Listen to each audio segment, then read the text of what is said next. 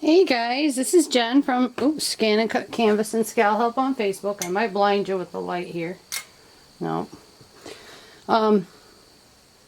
What I wanted to do was cut some of this foam that people have been asking about. I guess y'all cut flowers. It's called like Foamiran or something like that. But it's a really thin foam, very thin. This stuff that I have is 1 millimeter thick. Okay, so it's very, very thin. But if you know foam, it is notoriously difficult to get it to stick to our mats. Okay, well, anytime I have anything that is notoriously difficult to stick to my mat, I always grab my transfer tape. Okay. And then I put the transfer tape adhesive side up so that it will grab whatever I'm having a hard time getting to stick. And why do I use my transfer tape? Because it is a super easy, gentle release, but yet it holds it very, very firm. Okay. It also is an easy release from my mat. Okay. But yet it holds it firm. Okay. I apply the transfer tape with the white backing on. So I put it on there and I smooth it all around. Okay, get it nice and stuck on there. And this is a low tack transfer tape. So all the transfer tape that you use to place your vinyl, you can use this sort of way as well. I also use a higher tack transfer tape to cut some fabrics, okay? But I really like transfer tape because it has so many different uses.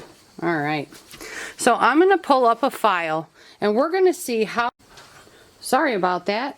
Cut it off too soon. But what I meant to say and finish is we're going to pull up a file and see how well it actually cuts. And I'm going to try to do a finer detailed flower type file in this. Oops. Okay, here is the file that I have selected. So this could be a base layer to a file that I am going to build upon. All right, and for those of you that know, I have my 1-in-1, 1 inch down, 1 inch in, and then I have placed my file another 1 inch down and 1 inch in. Okay, so now I'm going to have to figure out what my pressure and my blade depth is going to be. Okay, I know that this is a very, very gentle material. I don't want it to rip or tear. Aha, those two words. So I'm going to need to come in here and adjust my pressure. Okay, because there are some fine points in this file. So just to begin with, my cut pressure is already down to a -9. I'm going to bring it up to a -6. I'm going to hit OK. I'm going to set my blade depth. We'll try this. Okay. Now, I am not a test cutter, but I'm going to show those of you that have never done a test cut how to do a test cut. You're going to come in here and you're going to click Add. Okay, we're going to come back here and hit Pattern, Test. Okay, let's add a little, we're going to add a little square. Okay, square or triangle, because our design has points in it. Okay, so actually let's add the triangle. We're going to click Set. I do not want it up in this corner because, one, that is off my media. Okay, I'm going to grab it and I'm going to drag it down to about right here, close to where my actual design is going to be and to where the bad side of my cuts normally are. Okay, so I'm going to hit Cut and I'm going to hit Start. That's going to come down here and it's going to cut that little test piece. Okay, so now I'm going to come in here. I need to grab my pick. Let me grab my pick.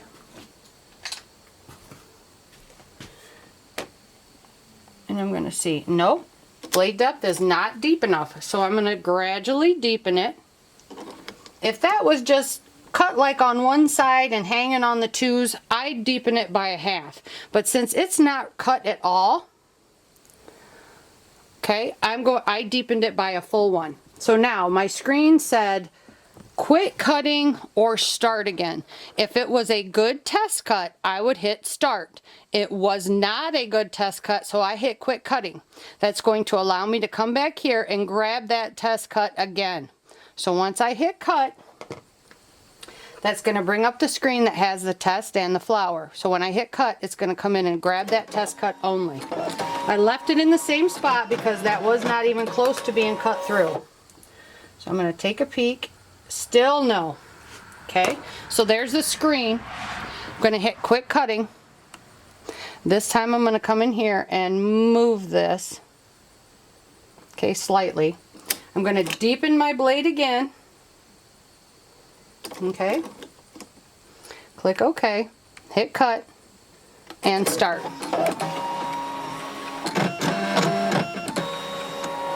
Okay. Oh, we might have some success. Aha, we do. Cool.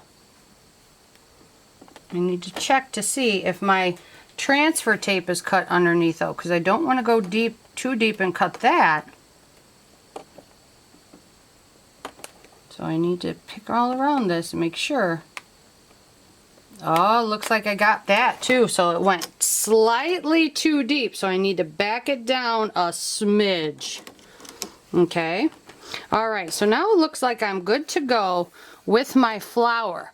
But I also know that these test cuts are not going to give me an accurate idea if my full file is truly going to cut.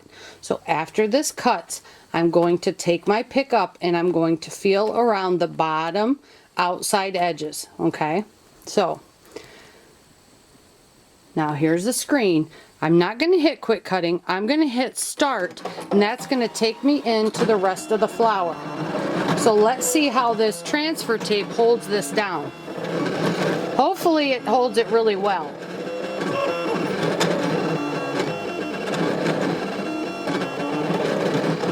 Okay, I'm seeing some kind of bunching right there, but that's okay. It's bunching out on the part I'm not keeping. Overall, the rest of my file looks really good. Okay, but I need to see if it actually cut. Hang on, I'm going to turn the light on for those of you that might be having a hard time seeing. Okay. So I'm not ejecting it. My screen still says finish cutting. I have not done anything to it. I am just now looking at my mat. So let me take my pick up here. Let me pull. Oh, beautiful. So technically I should have a beautifully cut flower. Let me come up here. Perfect.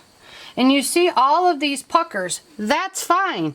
That's on the outside of the file, not on the inside. So let's pop, look at that. Perfect release. Absolutely beautiful cut. And that's out of super thin foam that you guys use to create these flowers. Okay? And that's a pucker mark that came in there, I think. Hopefully I didn't do that.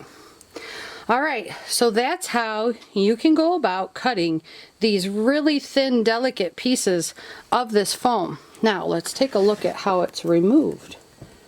Okay, because if you use your low-tack transfer tape, it literally just comes off like that. Okay, and then from your mat, you see how dirty and grody this mat is. And this is the one that I always use. It's in all of my videos.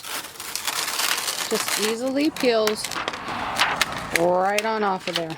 Okay, cool beans. And you should have your imprint, or sorry, helps if you could see it, huh? You should have the imprint. It's hard to see under that light. That's why I like working with no light. You should see the imprint of what you've cut, but it should not be cut through. So I can see the imprint where the blade scraped it, but it shouldn't be cut like this one is. This was my blade set too deep on two sides. Okay, but this is just fine. My blade went and kind of scored it, but it did not cut through it. That's when you have a good blade depth, all right?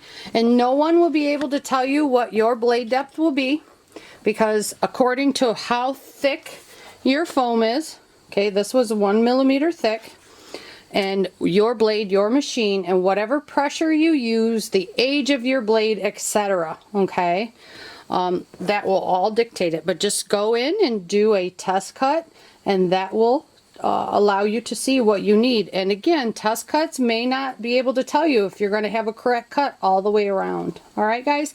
If you have any questions, find me over at ScanNCut Canvas and Scal Help on Facebook. Thanks a lot, guys. Have a great day.